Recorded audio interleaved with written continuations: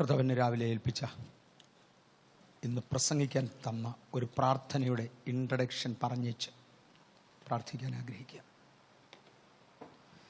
വിശുദ്ധ മത്തായിയുടെ സുവിശേഷം 6-ാം അധ്യായത്തിൻ്റെ 11-ാമത്തെ വാക്യത്തിൽ യേശു തൻ്റെ പ്രാർത്ഥന ശിഷ്യന്മാരെ പഠിപ്പിച്ചേച്ച് അതിനകത്ത് ഒരു വാചകം പറഞ്ഞു: ഞങ്ങൾക്ക് ആവശ്യമുള്ള ആഹാരം ഇന്ന് ഞങ്ങൾക്ക് തരണേ. ഇന്നേക്ക് ആവശ്യമുള്ളത് ഇന്ന് ദൈവത്തിങ്കിൽ നിന്ന് വാങ്ങുക. ഞാൻ എൻ്റെ ഒരു അനുഭവം തൊട്ടോട്ടെ അതിൻ്റെ ഗൗരവം മനസ്സിലാക്കാനായിട്ട് രാവിലെ ഞാൻ തൊട്ടില്ല. ഒത്തിരി വർഷങ്ങൾക്ക് പുറകിൽ കോഴിക്കോട്ട് നടക്കുന്ന അസംബ്ലീസ് ഓഫ് ഗോഡിൻ്റെ മലബാർ ഡിസ്ട്രിക്ട് കൺവെൻഷനിൽ പ്രസംഗിക്കാൻ എന്നെ വിളിച്ചിരുന്നു പാസ്റ്റർ വി.ടി. എബ്രഹാം. അന്ന് ഞാൻ പ്രോഗ്രാം കൊടുക്കുമ്പോഴത്തെ കണക്കനുസരിച്ച് എനിക്ക് നേപ്പാളിലൊരു മീറ്റിംഗ് ഉണ്ട്. നേപ്പാളിലെ മീറ്റിംഗും കഴിഞ്ഞ് ഞാനിവിടെ രാവിലെ എത്തും. ആ രാത്രി പകലും രാത്രിയിലും ഞാനിവിടെ കാണും. പിറ്റേ ദിവസം early morning 6 o'clock something start ചെയ്യുന്നൊരു ബസ്സുണ്ട്. ആ ബസ്സിലാണ് കോഴിക്കോട്ട് പോകേണ്ടത്. പക്ഷെ നേപ്പാളിൽ നിന്ന് തിരിച്ചു വരുമ്പോൾ അൺഎക്സ്പെക്റ്റഡ് ഡിലേ. ഫ്ലൈറ്റ് ഒന്നിനു പുറകെ ഒന്നായിട്ട് അങ്ങോട്ട് ഡിലേ ആയി. കാഠ്മണ്ഡുവിൽ നിന്ന് കയറാൻ താമസിച്ചു. ഡൽഹിയിൽ നിന്ന് കണക്ഷൻ പോയി. എല്ലാം കൂടെ കഴിഞ്ഞ് ഞാൻ ബാംഗ്ലൂരിൽ എത്തുമ്പോൾ രാവിലെ എത്തേണ്ടതിന് പകരം രാത്രി 11 മണിക്കായി എത്തി. രാത്രി 11 മണിക്ക് ഇവിടെ വന്നേച്ച് ഏർലി മോർണിംഗ് അടുത്ത ബസ്സിന് കയറുന്നത് 5 മണിക്ക് ബസ് കയറണം എന്ന് പറഞ്ഞാൽ 4-നൊക്കെ പോകണം. അത് ഇച്ചിരി ബുദ്ധിമുട്ടായിരുന്നു. ഞാൻ പാസ്റ്റർ വി.ടിയെ വിളിച്ച് ചോദിച്ചു, പാസ്റ്ററെ ക്ഷമിക്കാമോ? അദ്ദേഹം പറഞ്ഞു, ഒരു ക്ഷമയില്ല, വന്നേ തീരൂ. ഒരു യോഗ്യമായ മെസ്സേജ് ഇതുവരെയും വന്നില്ല. പതിവിലധികം ആളുകളുണ്ട്, പോയേ തീരും. അങ്ങനെ ഞാൻ രാവിലെ പോയി ബസ്സിൽ കയറി. കലാശിപ്പാളയത്തുനിന്ന് ബസ് എടുത്തു. മജസ്റ്റിക്കിൽ എത്തുന്നതിന് മുമ്പേ അതിനകത്തുനിന്ന് ഏതാണ്ടൊരു ഒടിയുന്ന ശബ്ദം കേട്ടു. ഡ്രൈവർ തിരിച്ചു മറിച്ചൊക്കെ നോക്കി വെച്ച് പറഞ്ഞു, ടോപ്പ് ഗിയർ ഒടിഞ്ഞു പോയി, പൊട്ടിപ്പോയി. ടോപ്പ് ഗിയർ ഇടാതെ അതിൻ്റെ താഴത്തെ ഗിയറിൽ തന്നെ പോവാം. ടോപ്പ് ഗിയർ ഇടാൻ ഒക്കത്തില്ല. ചുരുക്കി പറഞ്ഞാൽ പ്രതീക്ഷിക്കുന്ന നേരത്തൊന്നും ബസ് അങ്ങ് ചെല്ലുകയില്ല. ഇത് പ്രൈവറ്റ് ബസ്സാണ്, ലക്ഷറി ബസ്സാണ്. ഏജൻസി ടിക്കറ്റ് ബുക്ക് ചെയ്ത് അവിടെ തന്നെയുണ്ട്. ബസ് ഓടാത്തത് കൊണ്ട് നിങ്ങളെല്ലാം കാശ് തിരിച്ചു വാങ്ങിച്ചുകൊണ്ട് പോയിക്കോളാൻ പറഞ്ഞു. ആളുകളെല്ലാം ഇറങ്ങി കാശ് തിരിച്ചു വാങ്ങിക്കാനായിട്ട് പോയി. അയാളിങ്ങനെ പറഞ്ഞു, ഒത്തിരി ലേറ്റായിട്ടേ എത്തുകയുള്ളെന്ന് പറഞ്ഞു. അപ്പം ഞാൻ ചോദിച്ചു, പോകുന്നുണ്ടോയെന്ന് ചോദിച്ചു. പറഞ്ഞു, പോകുന്നുണ്ട്, അവിടുത്തെ ഒരു ഓണറുടെ വകയാണ്, കോഴിക്കോട്ടുകാരൻ്റെ, അവിടെ കൊണ്ട് കൊടുത്തേ പറ്റൂ, പോകുന്നുണ്ട്. അപ്പം ഞാൻ ചോദിച്ചു, എപ്പോഴത്തേക്ക് ചെല്ലും? ഇതാണ്ട് 2:30-3 ചെല്ലേണ്ട ബസ് 5 കഴിഞ്ഞേ ചെല്ലത്തുള്ളൂ. അപ്പം ഞാൻ ആലോചിച്ച് നോക്കിയിട്ട് ഇനി ഞാൻ വേറൊരു ബസ്സിന് കിടന്ന് തള്ളാതെ ഇതെല്ലാം 2 കൊടുത്താൽ മതിയല്ലേ, എനിക്ക് 5 കഴിഞ്ഞ് തന്നാൽ മതി, വേറെ പണിയില്ല. ഞാനും എന്നെപ്പോലെ തന്നെ പണിയില്ലാത്ത രണ്ടാമതൊരാൾ, ഞങ്ങൾ 2 പേര് മാത്രം ബസ്സിനകത്തിരുന്നു. ബാക്കിയുള്ളവരെല്ലാവരും അവരവരുടെ കാശ് വാങ്ങിച്ചുകൊണ്ട് പോയി. ബസ് പതുക്കെ ഓടി, പതുക്കെയല്ല സാമാന്യ സ്പീഡിൽ ഓടി.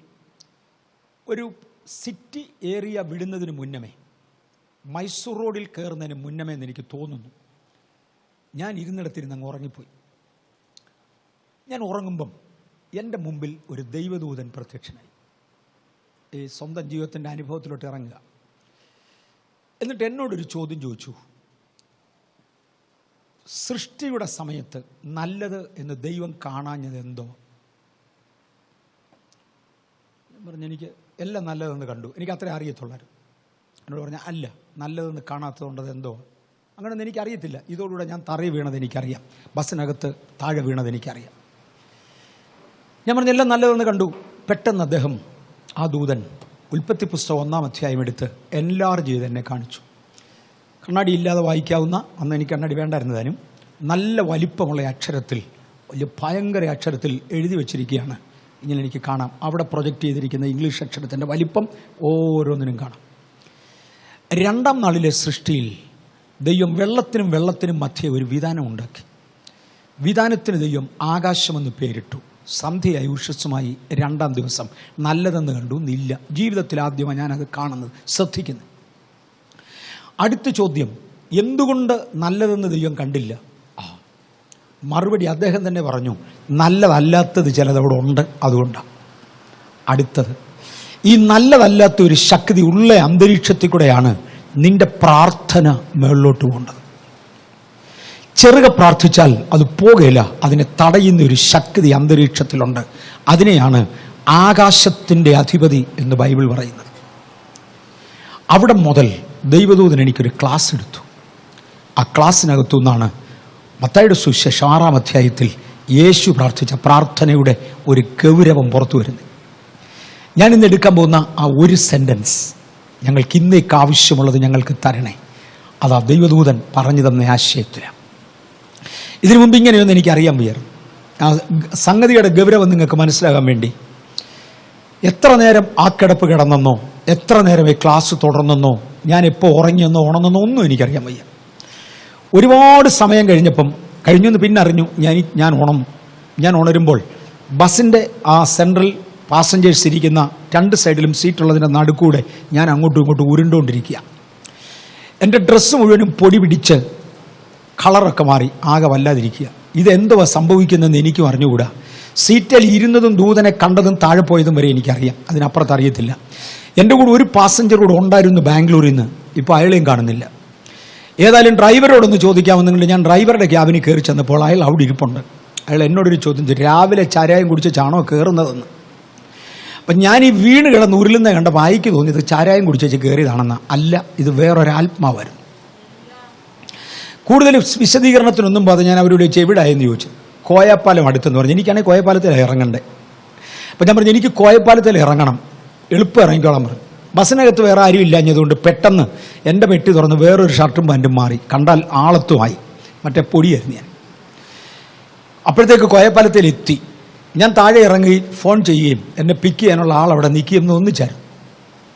അങ്ങനെ തന്നെ ഈ ബസ്സിനൊന്നും പ്രതീക്ഷിച്ചല്ലെങ്കിലും അദ്ദേഹം അവിടെ ഉണ്ടായിരുന്നു, പിക്ക് ചെയ്തു. അയാൾ എൻ്റെ മോഹവും തലയും ഒന്നും ശ്രദ്ധിച്ചിരുന്ന എന്നെ ഹോട്ടലിൽ കൊണ്ടുപോയിരുന്നു. അയാൾ എന്നെ ഹോട്ടലിൽ കൊണ്ടാക്കി. കാര്യം അപ്പടി പൊടിയായിരുന്നു. കുളിച്ചൊക്കെ മിടുക്കനായി ഞാൻ ഇറങ്ങി വന്നപ്പോഴത്തേക്ക് വൈകിട്ടത്തെ മീറ്റിങ്ങിൻ്റെ നേരവുമായി. അന്ന് ദൈവം എന്നെ ഏൽപ്പിച്ച അതിഗംഭീരമായ ഒരു ആശയത്തിൻ്റെ മണിക്കൂറുകൾ കൊണ്ട് തമ്പുരാൻ പകർന്നു തന്നതിൻ്റെ ഒരു കൊച്ചു കണികയാണ് ഇവിടെ എടുക്കുന്നത്. അന്ന് ആ ദൂതൻ എന്നോട് പറഞ്ഞൊരു വാചകം, നിന്റെ പ്രാർത്ഥനയെ തടയുന്നതും അതിൻ്റെ മറുപടിയെ തടയുന്നതുമായ ഒരു ശക്തി ഈ ആകാശമണ്ഡലത്തിലുണ്ട്.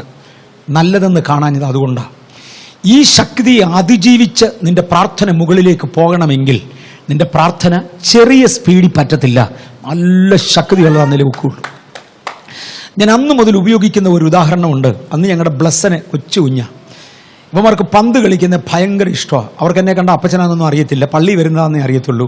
ഞാനും പള്ളി വരുന്നതാ, ഞാനും ഞായറാഴ്ച വരാറുള്ള, അവർ ഞായറാഴ്ച അല്ല നിങ്ങളെല്ലാം വരും, കൂട്ടത്തിൽ ഞാനും ഉണ്ട്. അങ്ങനെയൊക്കെ അവർക്ക് എന്നെ അറിയത്തുള്ളൂ. അപ്പോൾ ഇവരുടെ സ്നേഹം പിടിച്ചെടുക്കാൻ എനിക്ക് താല്പര്യമുള്ളതുകൊണ്ട് ഇവർക്ക് എന്നാ കളി ഇഷ്ടമുണ്ടോ ആ കളി ഞാൻ ഇവരുടെ കൂടെ കൂടും. ഉള്ള സമയത്തിന് അന്ന് അവർക്ക് ഇഷ്ടമുള്ളത് ഫുട്ബോൾ കളിക്കുക. പക്ഷെ ഫുട്ബോൾ ഇട്ട് കൊടുത്ത് അതിലെങ്ങാനും കുഞ്ഞു ചവിട്ടി താഴെ വീണ ഉള്ള പല്ലും കൂടെ പോകും. അതുകൊണ്ട് ഞാനൊരു ബലൂൺ വാങ്ങിച്ചുകൊണ്ട് വന്ന് വീർപ്പിച്ച് നൂലുകൊണ്ട് കെട്ടി ഇതിങ്ങനെ ഉരുട്ടിയായിരുന്നു ഫുട്ബോൾ കളിപ്പിക്കുന്നത്. ആ ദൂതൻ ഇതെന്നെ ഓർമ്മിപ്പിച്ചു. എന്നിട്ട് ചോദിച്ചു, സാക്ഷാൽ ഫുട്ബോൾ കളിക്കുന്ന ആളുകളുടെ അടുക്ക നീ പോയി നിന്നിട്ടുണ്ടോ? ഞാൻ നിൽക്കാറില്ല, എനിക്ക് അവന്മാരെ പേടിയാണ്. അല്ലെ, ഞാൻ ഭൂമിയിലൊന്നും കളിക്കാൻ പോയിട്ടില്ല. ഈ ബോൾ കൊണ്ട് എൻ്റെ മൂക്കിനങ്ങനെ അടിച്ചു പിടിപ്പിച്ച പല്ലൊരെണ്ണം ബാക്കി കാണില്ല. അതുകൊണ്ട് ഫുട്ബോൾ കളിക്കുന്നിടത്ത് ഞാൻ ഓടിക്കളയുമായിരുന്നു. ഈ ബലൂൺ കളിക്കുന്നിടത്തൊന്നും നീ ഓടാറില്ലല്ലോ. ഇല്ല, ഇതുപോലെയാണ് പ്രാർത്ഥന. അതിൻ്റെ ഫോഴ്സിൽ ചെല്ലുന്നിടത്തു നീ മേളത്തെ പുള്ളി മാറും. നിന്റെ ബലൂൺ ഉരുട്ടിയാൽ പിശാച് മാറുകയില്ല, പ്രാർത്ഥന പോകില്ല. 2, ഇറങ്ങി വരുന്ന മറുപടി തടഞ്ഞു നിർത്താനാണ് ഇവൻ നിൽക്കുന്നത്. ഒത്തിരി പേര് ശ്രദ്ധിച്ചോണം. ആ മറുപടി വലിച്ചെടുക്കുന്നില്ലെങ്കിൽ അതിങ്ങ് വരികയില്ല. അന്ന് ഞാൻ ചർച്ച പ്രസംഗിച്ച് എത്ര വർഷമായി കാണും? 10 വർഷത്തിൽ കൂടുതലായിട്ടുണ്ടല്ലോ. 10 വർഷത്തിൽ കൂടുതലായി കാണും. അന്ന് ഞാൻ ചർച്ച പ്രസംഗിച്ചു. അതെ, ബ്ലസ്സിന് ഇപ്പോൾ 10 വയസ്സ് കഴിഞ്ഞു. 11 വർഷമായി കാണും. 11 വർഷമായി കാണും ഞാനിത് പ്രസംഗിച്ചിട്ട്. അന്ന് പ്രസംഗിച്ചതാണ്. ഈ പ്രാർത്ഥന താവോട്ട് വരുന്ന മറുപടി വലിച്ചെടുത്തെങ്കിലേ കൈ കിട്ടൂ, അല്ലെ കൈ വരികയില്ല. കാര്യം ഈ മണ്ഡലത്തിൽ കൂടെയാണ് പ്രാർത്ഥന പോകേണ്ടത്, ഈ മണ്ഡലത്തിൽ കൂടെ മറുപടി വരേണ്ടത്. ഈ ബലൂൺ ഉരുട്ടൊന്നും അവിടെ വില പോകത്തില്ല. അവിടെ ഈ ഫോഴ്സിൽ പിശാചുമായി നേരിടുവാനുള്ള ആ ഒരു ആത്മധൈര്യവും ഫോഴ്സും പ്രാർത്ഥനയ്ക്ക് ഉണ്ടാകണം. അതിൻ്റെ മറുപടി വലിച്ചെടുക്കുകയും വേണം. ഈ പ്രാർത്ഥനയെക്കുറിച്ച് യേശു പറഞ്ഞു, നിങ്ങൾ പ്രാർത്ഥിക്കുമ്പോൾ പറയണം, ഞങ്ങൾക്ക് ഇന്നേക്ക് ആവശ്യമുള്ളത് തരണേ. ഇന്നേക്ക് ആവശ്യമുള്ള ആഹാരമെന്ന് അവിടെ എഴുതിയിരിക്കുന്നത് എക്സാക്ട്ലി മെറ്റീരിയൽ ഫുഡാണ് എന്ന് തെറ്റിദ്ധരിക്കരുത്. അല്ല. എത്ര നാൾ ഇത് പ്രാർത്ഥിക്കാനാണ് കർത്താവ് പറഞ്ഞേ? യേശു മടങ്ങി വരുന്നതുവരെയും പ്രാർത്ഥിക്കാനല്ലേ? സത്യമായിട്ടൊന്ന് പറഞ്ഞേ, ഇന്നത്തേക്കുള്ളത് വീട്ടിലില്ലാത്ത ആരെയും ഇവിടെ ഇരിപ്പുണ്ടോ? മിക്കവാറും എല്ലാവർക്കും കാണും. അഥവാ ഇല്ല, എന്നോട് ഒറ്റയ്ക്ക് പറഞ്ഞാൽ മതി. ഞാൻ പല പ്രാവശ്യം പറഞ്ഞിട്ടുണ്ട്. അങ്ങനെ ഉണ്ടെങ്കിൽ എന്തെങ്കിലുമൊക്കെ നമുക്ക് ചെയ്യാം. അങ്ങനെ ആരെങ്കിലും ഉണ്ടെങ്കിൽ ഒറ്റയ്ക്ക് പറഞ്ഞാൽ ചെയ്യാം. നമുക്കെല്ലാം ഉണ്ട്. അപ്പം നമ്മുടെ ഇന്നത്തേക്കുള്ളത് നമ്മുടെ കയ്യിൽ ഇരിക്കെ ഇന്നത്തേക്കുള്ളത് തരണേന്ന് നമ്മളെ കൊണ്ട് കള്ളം പറയിപ്പിക്കാനാണോ തമ്പുരാനി ചോദിച്ച് പഠിപ്പിച്ചേ? നോ. ആഹാരം എന്ന വാക്കിന് അതിനേക്കാൾ കൂടുതൽ അർത്ഥമുണ്ട്. അതിനകത്ത് ഒരർത്ഥം ഞാൻ സാധാരണ വ്യാഖ്യാനിക്കാറുണ്ട്. ഇന്നേക്കുള്ള ദൈവിക ആലോചന. അതൊരിക്കലും നേരത്തെ തരത്തില്ല. അന്നത്തേക്കുള്ളത് അന്നേരത്തെ തരത്തേ ഉള്ളൂ. അതിൻ്റെ അപ്പുറത്ത് നമുക്ക് അതാത് സന്ദർഭങ്ങളിൽ വേണ്ട ചിലതുണ്ട്. ഇന്ന് ചിലർ വന്നു, നാളെ ഇൻ്റർവ്യൂവാണ്, അത് ഇന്നത്തേക്കുള്ള ആഹാരമാണ്. വേറൊരാൾ വന്ന് പറഞ്ഞു നാളെ അപ്പോയിൻമെൻ്റ് ഓർഡർ കിട്ടണം. ഇന്ന് ഞാൻ ഈ രാവിലത്തെ സെഷൻ എടുത്ത ശേഷം അപ്പോൾ ഇന്നത്തേക്കുള്ള അദ്ദേഹത്തിൻ്റെ ആഹാരം അല്ലെ മറുപടി അപ്പോയിൻമെൻ്റ് ഓർഡറാണ്. ചിലർക്ക് ഇന്ന് ഒരു കാര്യം സാധിച്ചു കിട്ടണം, ഇന്ന് ഒരാവശ്യത്തിൻ്റെ മുമ്പിലാണ്. തമ്പുരാൻ പറഞ്ഞു അതെൻ്റെ മുമ്പിലോട്ട് വെക്ക്. ഇന്നത്തേക്ക് കഞ്ഞി വെക്കാൻ അരിയില്ല നല്ലതിൻ്റെ അർത്ഥം, ഇന്നത്തേക്ക് പുഴുങ്ങി തിന്നാൻ പയറില്ല നല്ലതിൻ്റെ അർത്ഥം, ഇന്നേക്ക് ആവശ്യമുള്ള ആഹാരം ഇന്ന് തരണേ. തവേ ഞാൻ ഈ ഭൗതിക അപ്പത്തേക്കാൾ അപ്പുറത്ത് വേറെ ചിലതെല്ലാം കൂടി എനിക്ക് വേണം, അത് ഇന്ന് തരണേ. ഇന്ന് ചില ആവശ്യങ്ങളുള്ളവരുണ്ട്, അത് തമ്പുരാൻ തരാൻ പോവാ. ആ ഇൻട്രഡക്ഷൻ ഞാൻ പറഞ്ഞില്ലായിരുന്നെങ്കിൽ രാവിലെ പോയ പോലെ പോയി. രാവിലെ നമുക്ക് ഈ ഒരു ഗൗരവത്തിൽ വരാൻ ഒത്തില്ല. കാര്യം ഇതെനിക്ക് എവിടുന്ന് കിട്ടിയതാണെന്നുള്ളത് it's important. That is important. എവിടുന്നാ ഇതിൻ്റെ തുടക്കം? എനിക്ക് ഇന്നത്തേക്ക് ആവശ്യമുള്ള ആഹാരം ഇന്ന് ഇതുണ്ടെങ്കിലേ പറ്റൂ. അങ്ങനത്തെ ചിലർ ഇതിനകത്ത് ഇരിപ്പുണ്ട്. അത് ദൈവസന്നിധിയിലോട്ട് വെക്കുക. അടുത്ത കണ്ടീഷൻ ഞാൻ പറയാൻ പോവാ.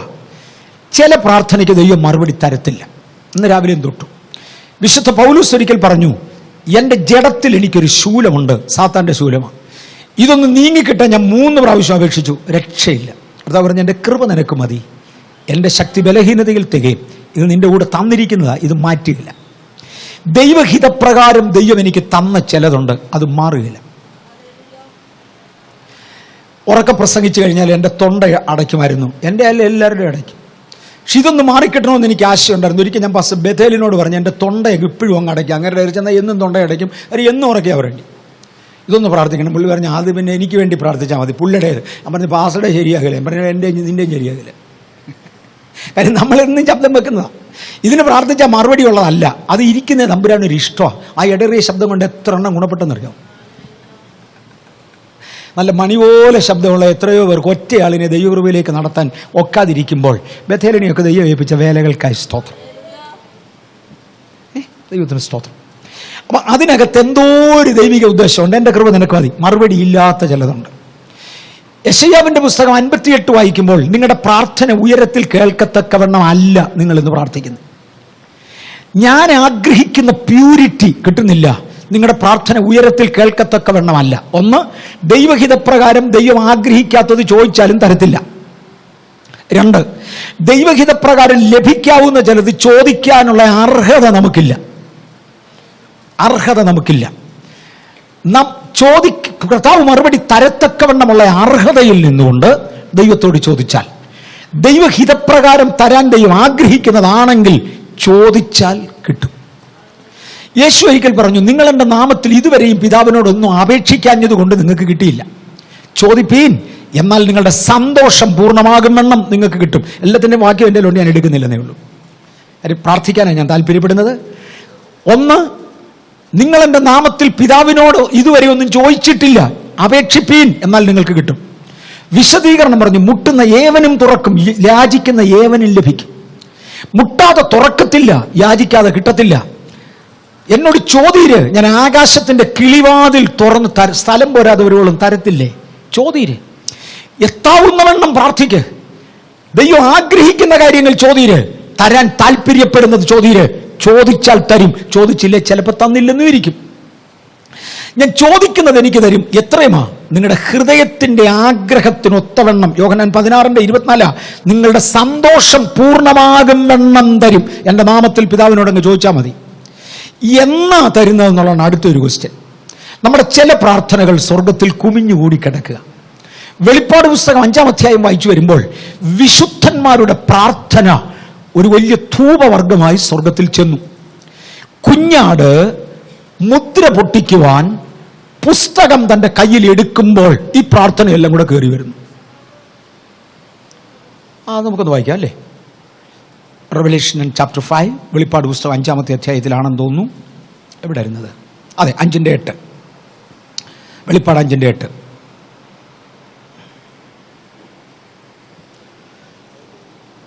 വെളിപ്പാട് 5:8.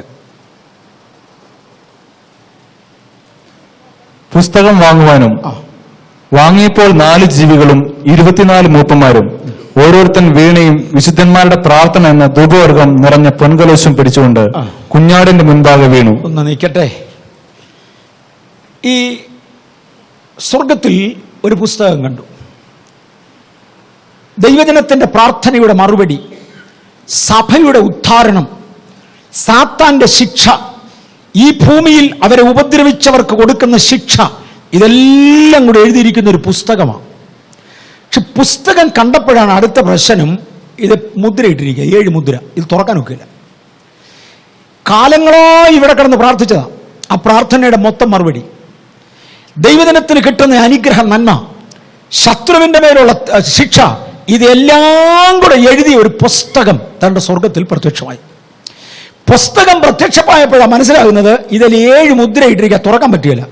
പിന്നെ പുസ്തകം കൊണ്ട് തന്നെ എടുക്കാൻ, മലയാളത്തിൽ പറയും നായയുടെ കയ്യിലെ പൊതിയ തേങ്ങ, പട്ടിയുടെ കയ്യിൽ പൊതിക്കാത്ത തേങ്ങ കിട്ടിയിട്ട് എന്നെ എടുക്കാൻ, പൊതിച്ച് കിട്ടിയാൽ പുള്ളി കടിക്കും. പക്ഷേ ഇതിപ്പോൾ എന്നെ എടുക്കാൻ ഒക്കില്ല. പുസ്തകമുണ്ട്, 7 മുദ്ര. അന്നേരത്താണ് മൂപ്പന്മാരിൽ ഒരാൾ പറഞ്ഞത്, യഹൂദ ഗോത്രത്തിലെ സിംഹമായ അറുക്കപ്പെട്ട കുഞ്ഞാടായ ക്രിസ്തു മുദ്ര പൊട്ടിപ്പാനും പുസ്തകം തുറക്കാനും യോഗ്യനാണ്. സ്വർഗത്തിൽ ഭയങ്കര ആഹ്ലാദമുണ്ടായി. കുഞ്ഞാട് പുസ്തകം തൃക്കരങ്ങളിലോട്ട് എടുത്തു. 24 മൂപ്പന്മാർ വീണകളും വിശുദ്ധന്മാരുടെ പ്രാർത്ഥന എന്ന ധൂപവർഗവുമായി പ്രത്യക്ഷമായി. അപ്പൊ ഇന്ന് ഇവിടുന്ന് ഒരുപാട് വിശുദ്ധന്മാർ പ്രാർത്ഥിക്കുന്നുണ്ട്. ഹാബേലിന്റെ കാലം മുതൽ പ്രാർത്ഥനയാണ്. മറുപടിയില്ലാത്ത ഒരുപാട് പ്രാർത്ഥനകൾ കിടപ്പുണ്ട്. ഇതിന്റെ എല്ലാം കൂടെ മറുപടിയാണ് പുസ്തകത്തിൽ. അതിന്റെ മുദ്ര പൊട്ടിക്കാൻ ഒരു സമയമുണ്ട്. അന്ന് ഈ പ്രാർത്ഥന രംഗത്ത് വരും. അന്നത്തെ പ്രാർത്ഥനയ്ക്ക് അന്നന്ന് മറുപടി പറയാതെ ഇങ്ങനെ കുന്നുകൂടി കിടപ്പുണ്ട്, എങ്ങും പോയില്ല. ഇതെല്ലാം കൂടെ ചേർത്ത് അതിന്റെ ആൻസറാണ് കുഞ്ഞാട് മുദ്ര പൊട്ടിക്കാൻ തയ്യാറായത്. ഞാൻ വെളിപ്പാട് പുസ്തകം പഠിപ്പിക്കാൻ അയോഗ്യനാണ്, അശക്തനാണ്, അജ്ഞനാണ്, എനിക്ക് അറിയാൻ വയ്യ. അതുകൊണ്ടാണ് ഇത് പഠിപ്പിക്കാത്തത്. അങ്ങും ഇങ്ങൊക്കെ തൊടുന്നതല്ലാതെ എനിക്കതിൻ്റെ അകത്തെങ്ങും കയറാൻ അറിയാൻ വയ്യ. അറിയാവുന്നൊരു പറയട്ടെ, ഈ മുദ്ര പൊട്ടിക്കുവാൻ കുഞ്ഞാട് ശക്തനാണ്. അതുകൊണ്ട് പുസ്തകം എടുക്കുകയും ഇതുവരെ ഈ പുസ്തകത്തിനകത്തെഴുതിയിരുന്ന കാര്യങ്ങൾ പ്രകടമാകേണ്ടതിന് വേണ്ടി ദൈവസന്നിധിയിൽ വിശുദ്ധന്മാർ കഴിച്ച സകല പ്രാർത്ഥനകളും അടങ്ങുന്ന ധൂപവർഗം ദൈവസന്നിധിയിലേക്ക് ഒരുമിച്ച് കൊണ്ടുവന്നു.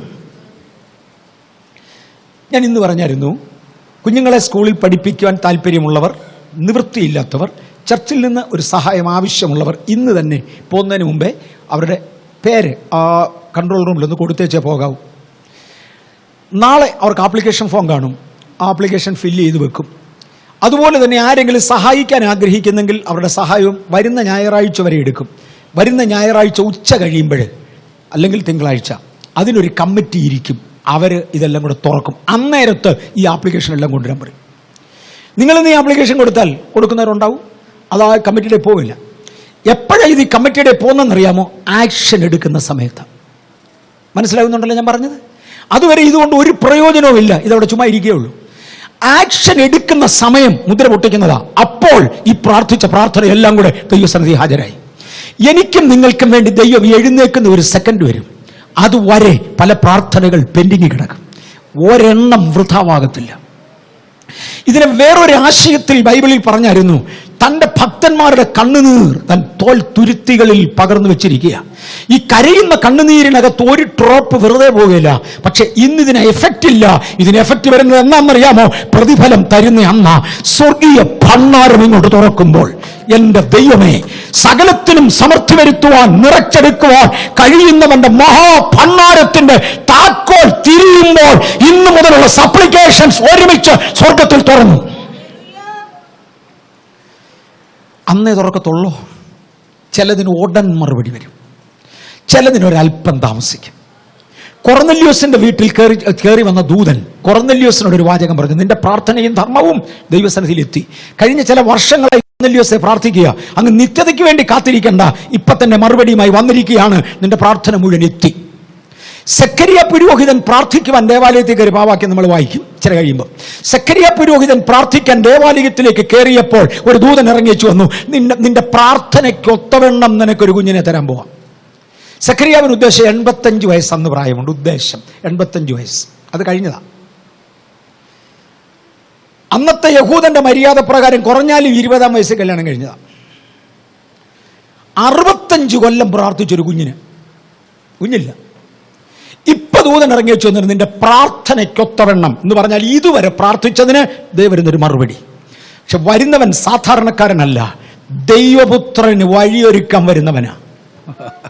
നീ പ്രാർത്ഥിച്ചത് ഒരു സാധാരണ കുഞ്ഞിന് വേണ്ടിയാ, വരുന്നത് അതൊന്നും അല്ല. പ്രാർത്ഥനയുടെ കാലഘട്ടം കഴിഞ്ഞാലും അതിൻ്റെ മറുപടി വൈകിയാലും പ്രാർത്ഥന ഇല്ലാതെ പോകത്തില്ല. അത് ഒരു ദിവസം വെളിപ്പെട്ടു വരും. പക്ഷെ എല്ലാ കാര്യവും അന്നേക്ക് വരെ പോകണമെന്നില്ല, അല്ലേ? അന്ന് വരെ പോകണമെന്നില്ല. സെഖര്യാവേ, ഒത്തിരി നാൾ നിന്റെ പ്രാർത്ഥനയ്ക്ക് മറുപടി ഇല്ലാതിരുന്നു, ഒരു ദിവസം മറുപടി വന്നു. കൊർന്നല്യോസേ, ഒത്തിരി നാൾ നിന്റെ പ്രാർത്ഥനയ്ക്ക് ആൻസർ വന്നില്ല, പക്ഷെ ഇപ്പത്തേണ്ട ഇതെല്ലാം ദൈവസന്നിധിയിൽ എത്തി. ഭൂമിയിലെ വിശുദ്ധന്മാരെ, നീണ്ട നൂറ്റാണ്ടുകളായി നാം കഴിക്കുന്ന പ്രാർത്ഥന ഒരുമിച്ച് പുസ്തകത്തിന്റെ മുദ്ര പൊട്ടിക്കുന്ന സമയത്ത് പുറത്തു വരും. ചില പ്രാർത്ഥനകൾക്ക് അന്നന്ന് മറുപടി വന്നില്ലെങ്കിൽ നഷ്ടപ്പെടത്തില്ല, കറക്റ്റ് ഇഫക്റ്റുമായിട്ട് ഇത് വരത്തുള്ളൂ. നിങ്ങൾ ഇതുവരെ എൻ്റെ നാമത്തിൽ പിതാവിനോട് അപേക്ഷിച്ചിട്ടില്ല, അപേക്ഷിപ്പീൻ, എന്നാൽ നിങ്ങൾക്ക് കിട്ടും. എങ്ങനെയാ കിട്ടുന്നേ? നിങ്ങളുടെ സന്തോഷം പൂർണ്ണമാകുന്നത് പോലെ. നമ്മുടെ ധൈര്യത്തിന് വേണ്ടി ആ വാക്യം കൂടെ ഒന്ന് വായിച്ചേക്കാം. യോഹന്നാൻ 16:24. യോഹന്നാൻ 16:24. നമ്മുടെ ധൈര്യത്തിന് വേണ്ടി. ഇത് എൻ്റെ കൂട്ടിച്ചേർപ്പല്ല, ഈ പുസ്തകത്തിലെയാ ഇതിന്റെ അതോറിറ്റി കാണാൻ.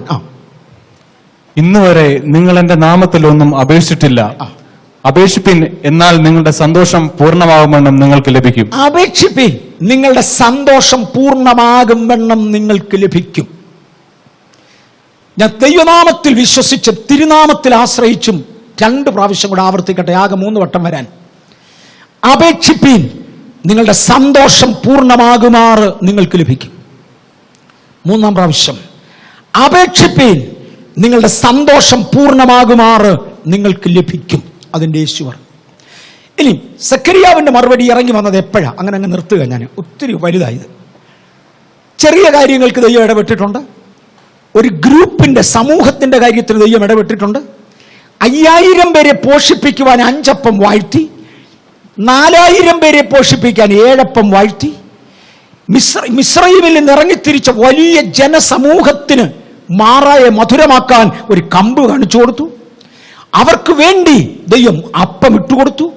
ജനസമൂഹങ്ങൾക്ക് വേണ്ടി ദൈവം ചെയ്യും, ഒറ്റപ്പെട്ട വ്യക്തികൾക്ക് വേണ്ടിയും ചെയ്യും. ഒരിക്കൽ മുഴുവൻ ഇസ്രായേലിന് വേണ്ടി ദൈവം യോർദാനെ പിളർന്നു കൊടുത്തു. പുരോഹിതന്മാരോട് പറഞ്ഞു, ചവിട്ടിക്കോളാൻ പറഞ്ഞു.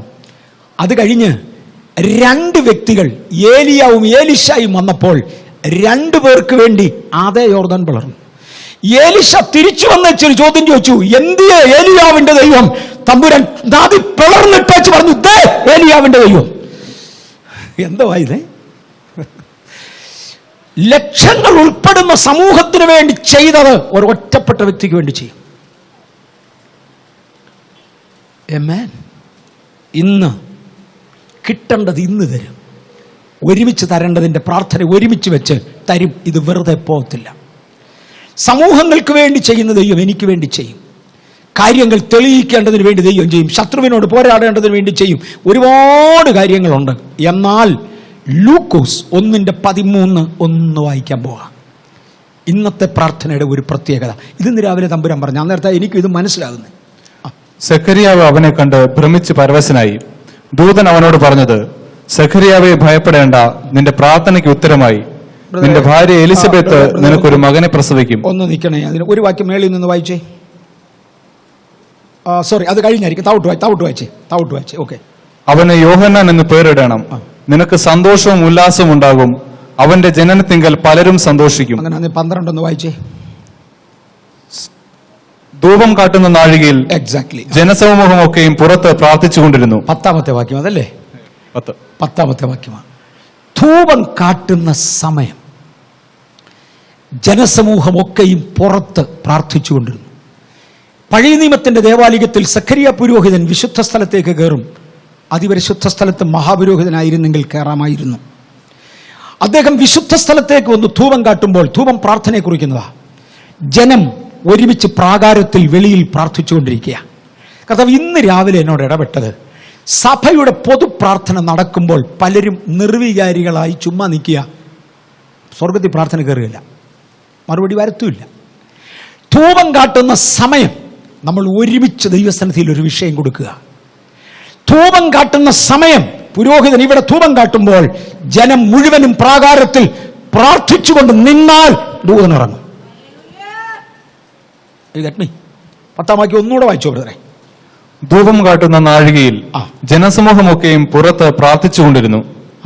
അപ്പോൾ കർത്താവിന്റെ ദൂതൻ ധൂപപീഠത്തിന്റെ വലത് ഭാഗത്ത് നിൽക്കുന്നതിനായിട്ട് അവന് പ്രത്യക്ഷനായി. ഓ മതിയേ, ഇന്ന് സീരിയസ് ആയി അവരവരുടെ ആവശ്യങ്ങൾ ദൈവസന്നിധിയിലോട്ട് അവരവർ വെച്ചു. യാതൊരു മടിയും വിചാരിക്കാതെ മുഴു ഹൃദയത്തോടെ, പൂർണ്ണ മനസ്സോടും പൂർണ്ണ ആത്മാവോടും പൂർണ്ണ ശക്തിയോടും കൂടെ നമ്മൾ ഒരുമിച്ച് ആ ആവശ്യം ദൈവസന്നിധിയിൽ കൊടുക്കുക. പുരുഷാരം, ജനസമൂഹം ഒരുമിച്ച് പ്രാർത്ഥിക്കുന്നു. ആ സമയം പുരോഹിതൻ ധൂപം കെട്ടും. ധൂപം എന്ന് പറയുന്നത്, ഞാൻ വീണ്ടും ആവർത്തിക്കാം, വിശുദ്ധന്മാരുടെ പ്രാർത്ഥനയുടെ സിംബലാ. ഇന്ന് എഴുതി തന്ന പ്രയർ റിക്വസ്റ്റ്, ഇതിനകത്തിരിക്കുന്ന ജനങ്ങളുടെ ഹൃദയത്തിനകത്തിരിക്കുന്ന പ്രയർ റിക്വസ്റ്റ്, വ്യത്യസ്ത ഇടങ്ങളിൽ അവരവരുടെ ഹൃദയങ്ങളിൽ പ്രാർത്ഥനയുടെ ആവശ്യവുമായി ഓൺലൈനിൽ വെബ്സൈറ്റുകളുടെ മുമ്പിൽ ഇരിക്കുന്നവർ, നാളെ ഒരു പക്ഷേ ഇതിന്റെ റെക്കോർഡഡ് മെസ്സേജ് കാണുന്ന സമയം ശ്രദ്ധയോടുകൂടെ ദൈവസന്നിധിയിൽ സമർപ്പിക്കുന്നവർ, ആത്മാർത്ഥമായി വെളിയിൽ നിൽക്കുന്ന ജനസമൂഹം പോലെ ദൈവസന്നിധിയിൽ നിൽക്കുമ്പോൾ ചില പ്രാർത്ഥനയുടെ വാചകങ്ങൾ ഇവിടുന്ന് ഉയരാൻ പോകുകയാ.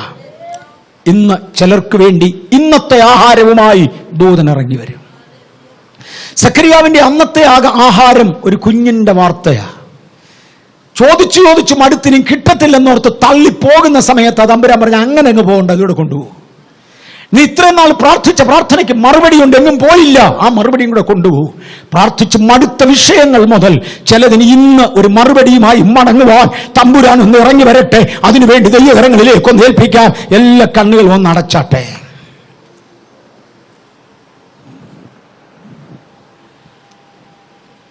അവരവരുടെ ആവശ്യങ്ങൾ അവരവർ ദൈവത്തോടൊന്നുകൂടെ പറഞ്ഞട്ടെ. ഓ മനസ,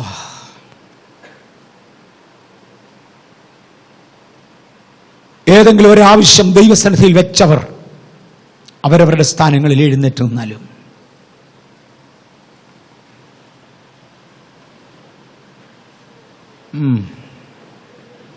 താങ്ക് യു മൈ ലോർഡ്. ഇനിയും ഇരിക്കുന്ന എല്ലാവരും എഴുന്നേറ്റട്ടെ. അവരവരുടെ ആവശ്യങ്ങൾ ദൈവസന്നിധിയിൽ വെച്ചവരാണ് ആദ്യം എഴുന്നേറ്റത്. ഒരുവന് വേണ്ടി വേറൊരുവൻ പ്രാർത്ഥിക്കുക എന്ന ശൈലിയിൽ ഇനി എല്ലാവരും എഴുന്നേറ്റട്ടെ. ഞാനൊരു കാഴ്ച കാണുന്നു. കുറെ കരിക്കഷ്ണങ്ങൾ ഒരുമിച്ച് കൂട്ടിയിട്ട് അതിൻ്റെ അടിയിൽ തീയിട്ട് കാറ്റടിക്കുമ്പോൾ ഓരോ കരിക്കഷ്ണങ്ങളുടെ എഡ്ജസ് കത്തിത്തുടങ്ങുമ്പോൾ നടുക്ക് കരിയും, അതിൻ്റെ എഡ്ജസിൽ ഒരു ചുമന്ന നിറവുമായി മുഴുക്കരിയും കത്തുന്നതിന് മുമ്പേ ചൂടായി വരുന്ന ഒരു രംഗം ഞാൻ കണ്ടിട്ടുണ്ട്. ബ്ലാക്ക് സ്മിത്ത്സ്, കൊല്ലപ്പണിക്കന്മാരുടെ പണിശാലയിൽ കണ്ടിട്ടുണ്ട്. ഒരു സിമിലർ കാഴ്ച ദൈവം എന്നെ കാണിക്കുന്നു. കത്തുന്ന ചിലതിലൂടെ തീ അടിച്ച് കത്തുവാൻ ഉള്ള ചിലതും കൂടെ ചുമന്നിരിക്കുന്ന ഒരു കാഴ്ച കാണാം. It's not fully burning, it's not fully in flame, but some are getting the heat of it. വേറെ ചിലതിനകത്തുനിന്ന് ചൂട് വ്യാപരിക്കുക, തണുത്ത് കിടക്കുന്ന ചിലതിലേക്ക് ചൂട് വ്യാപരിക്കുക. യേശുവേ, അങ്ങയുടെ കരങ്ങളിലേക്ക് ഞങ്ങൾ ഒരുമിച്ച് നോക്കുന്നു.